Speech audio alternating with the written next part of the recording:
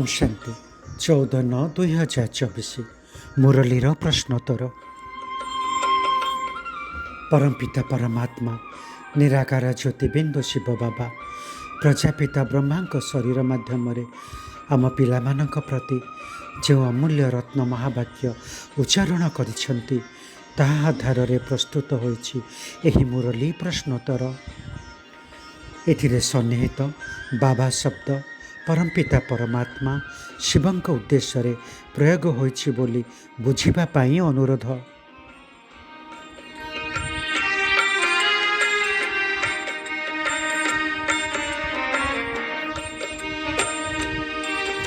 प्रथम प्रश्न, दिव्य गुण रूपी श्रृंगार को आमे किपरि निजठारे सजाई रखिबा? उत्तर, बाबांकर श्रीमतरे चली निजर श्रृंगार करिबा, परचिंतन करी निजर श्रृंगार को बिगाड़िबा नहीं। एहिठारे बसी बसी आमे ही लक्ष्मीनारायण भली निजको श्रृंगार करुछु। एहिठारे बसी निजको निजे परिवर्तन करुछु। केवल अल्फ अर्थात बाबा को मन पकाइबा द्वारा श्रृंगार हो जाउछि। हाथ गोड़ चलाइबार मध्य कौनसी कथा नहीं, केवल विचार करिबार कथा।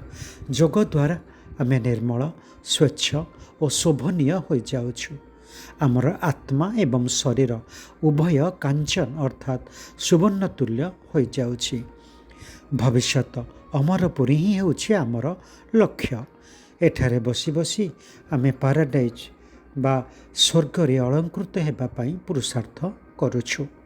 उठिबा बसिबा चलिबा बेले एकमात्र मनमना भावरे रहिबार चाबी द्वारा आमे श्रृंगार करुछु। तांको बिना आउ कोनोसी फालतू कथा शुणी शुणाई समय नष्ट करूनाहु। आमे निजको सजाइबारे लागि रहुछु। अन्य माने करुछंती बा नाही सेथिरे आमर जायस किछि नाही। आमे निजर पुरुषार्थ रे मग्न रहुछु। आम भितरे केही तो निजको अलंकृत करुछंती, किए किए तो परचिंतन आदि रे समय नष्ट करी श्रृंगार आहुरी बिगाड़ी देउछंती। बाबा पिलामानंको बुझाउछंती, केवल निजको देख। एबे पुणी आमे विश्व को श्रृंगार करुछु। आमे किते पद्मापदम भाग्यशाली अटु। एही भले निजको सजाइबा उचित। दैवी गुण धारण करिबाकु हेबो। बाबा को मने पकाई चलिले आमर श्रृंगार संपूर्ण रूपे बदली छिब।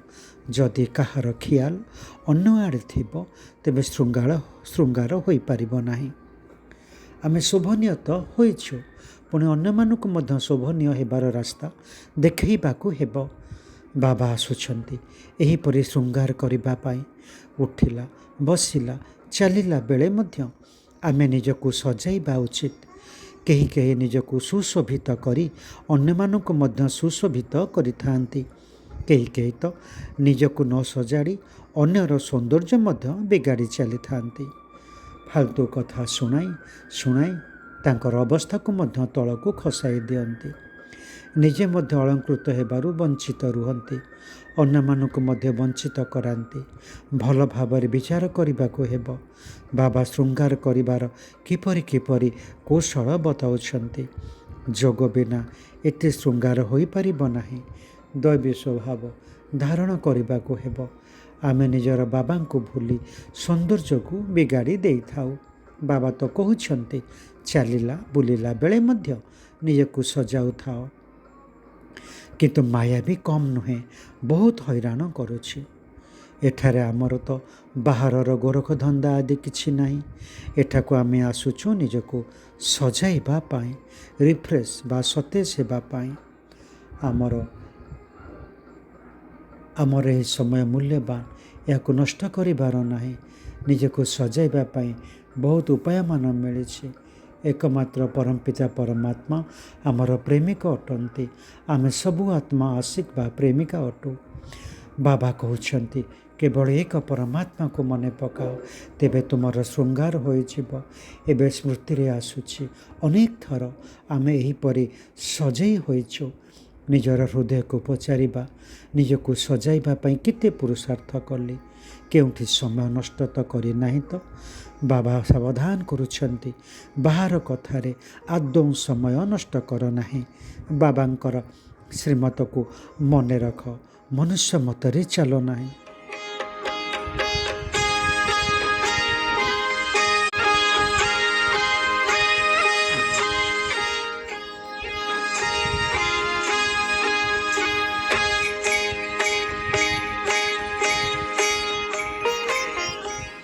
ଦ୍ୱିତୀୟ ପ୍ରଶ୍ନ, କେଉଁ ଶକ୍ତି ଦ୍ୱାରା ଶାନ୍ତିଧାମକୁ ଯାତ୍ରା କରିବା ଅତି ସହଜ ଅଟେ? ଉତ୍ତର, ଶାନ୍ତିର ଶକ୍ତି ଦ୍ୱାରା ସ୍ୱୈଠମ୍ ଅର୍ଥାତ୍ ଶାନ୍ତିଧାମକୁ ଯାତ୍ରା କରିବା ଅତି ସହଜ ଅଟେ। ତୃତୀୟ ପ୍ରଶ୍ନ, କେଉଁମାନଙ୍କୁ ବାବା ସମାଧାନ ସ୍ୱରୂପ ଆତ୍ମା ବୋଲି କହିଛନ୍ତି? ଉତ୍ତର, ଯେଉଁ ଆତ୍ମାମାନେ ବ୍ୟର୍ଥ ସଂକଳ୍ପର କାରଣକୁ ଜାଣି ତାକୁ ସମାପ୍ତ କରିଥାନ୍ତି ସେମାନଙ୍କୁ ବାବା ସମାଧାନ ସ୍ୱରୂପ ଆତ୍ମା ବୋଲି କହିଛନ୍ତି। ଚତୁର୍ଥ ପ୍ରଶ୍ନ, ବ୍ୟର୍ଥ ସଂକଳ୍ପ ଉତ୍ପନ୍ନ ହେବାର ମୁଖ୍ୟ ଦୁଇଟି କାରଣ କ'ଣ ଅଟେ?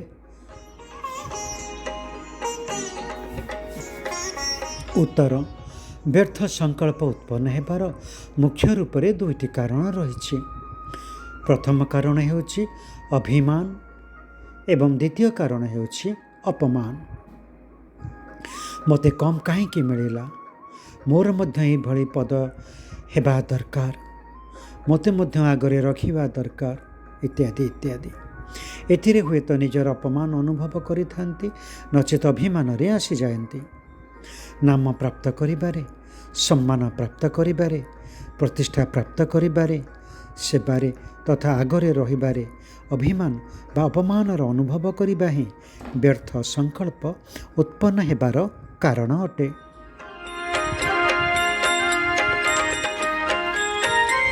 ପଞ୍ଚମ ପ୍ରଶ୍ନ, ବାବା ପିଲାମାନଙ୍କୁ କାହିଁକି ଶ୍ରେଷ୍ଠ ଯାଦୁଗର ବୋଲି କହୁଛନ୍ତି?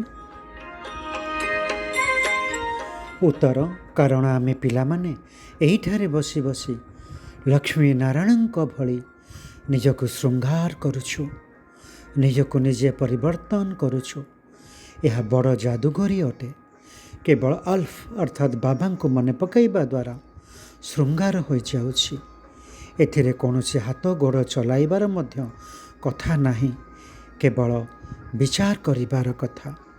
ଏଣୁ ଆମେ ପିଲାମାନେ ବାବାଙ୍କ ଠାରୁ ମଧ୍ୟ ଶ୍ରେଷ୍ଠ ଯାଦୁଗର ବୋଲି ବାବା କହିଛନ୍ତି।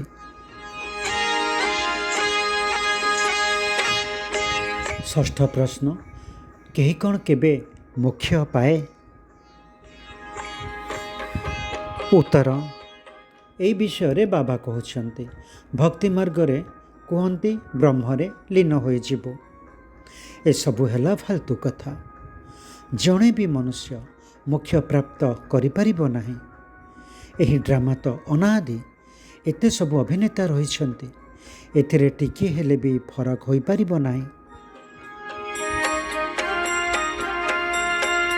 ସପ୍ତମ ପ୍ରଶ୍ନ, ଦିନକୁ ଜଣେ ସର୍ବାଧିକ କେତେ ସମୟ ବାବାଙ୍କୁ ମନେ ପକାଇ ପାରିବ ଏକାଧାରରେ?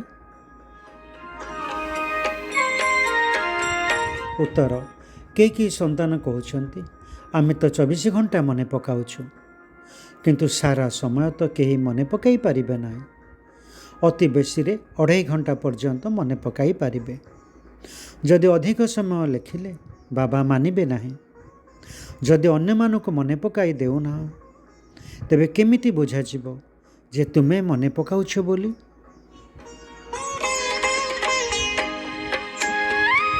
ଅଷ୍ଟମ ପ୍ରଶ୍ନ, ଖାଇବା ସମ୍ପର୍କରେ ବାବା କ'ଣ କହିଛନ୍ତି ଏବଂ କେଉଁ କଥା ଆମେ ଅନ୍ୟକୁ ମନେ ପକାଇ ଦେବା ଉଚିତ? ଉତ୍ତର, ଯଦିଓ ଆମେ ସନ୍ନ୍ୟାସୀ ଅଟୁ କିନ୍ତୁ ରାଜଯୋଗୀ ମଧ୍ୟ ଅଟୁ। ନା ବହୁତ ବେଶୀ ନା ବହୁତ କମ୍ ଖାଇବା, ଭଲେ ଖାଇବା ପରନ୍ତୁ ବେଶୀ ଅଭ୍ୟାସରେ ନ ପଡ଼ୁ। ଏହି କଥା ଜଣେ ଅନ୍ୟ ଜଣକୁ ମନେ ପକାଇ ଦେବା ଯେ ଶିବ ବାବା ମନେ ଅଛନ୍ତି ତ, ସମ୍ପତ୍ତି ମନେ ଅଛି ତ, ବିଶ୍ୱର ବାଦଶାହୀର ଶୃଙ୍ଗାର ମନେ ଅଛି ତ? ଏଇଭଳି ମନେ ପକାଇ ଦେବା ନିଜର ପୁରୁଷାର୍ଥକୁ ବଢ଼ାଇଥାଏ। ନବମ ତଥା ଶେଷ ପ୍ରଶ୍ନ, ଧାରଣା ପାଇଁ ଆଜିର ମୁଖ୍ୟ ଜ୍ଞାନ ବିନ୍ଦୁ ଗୁଡ଼ିକ କ'ଣ ଅଟେ? ଉତ୍ତର, ଅନ୍ୟ ସବୁ କଥାକୁ ଛାଡ଼ି ଏହି ଗୋଟିଏ ଲଗନରେ ରହିବାକୁ ହେବ ଯେ ମୁଁ ଲକ୍ଷ୍ମୀ ନାରାୟଣଙ୍କ ଭଳି ଶୃଙ୍ଗାରଧାରୀ କିପରି ହେବି। ନିଜକୁ ନିଜେ ପଚାରିବାକୁ ହେବ, ମୁଁ ଶ୍ରୀମତରେ ଚାଲିବା ସହିତ ମନମନା ଭବର ମନ୍ତ୍ର ଦ୍ୱାରା ନିଜର ଶୃଙ୍ଗାରକୁ ଠିକ୍ କରୁଛି ତ? ଓଲଟା ସୋଲଟା କଥା ଶୁଣି ବା ଶୁଣାଇ ଶୃଙ୍ଗାରକୁ ବିଗାଡ଼ି ଦେଉନାହିଁ ତ? ପରସ୍ପର ମଧ୍ୟରେ ସ୍ନେହପୂର୍ଣ୍ଣ ସମ୍ବନ୍ଧ ରହିଛି ତ? ନିଜର ମୂଲ୍ୟବାନ ସମୟକୁ କେଉଁଠି ନଷ୍ଟ ତ କରୁନାହିଁ? ଦୈବୀ ସ୍ୱଭାବ ଧାରଣ କରିଛି ତ?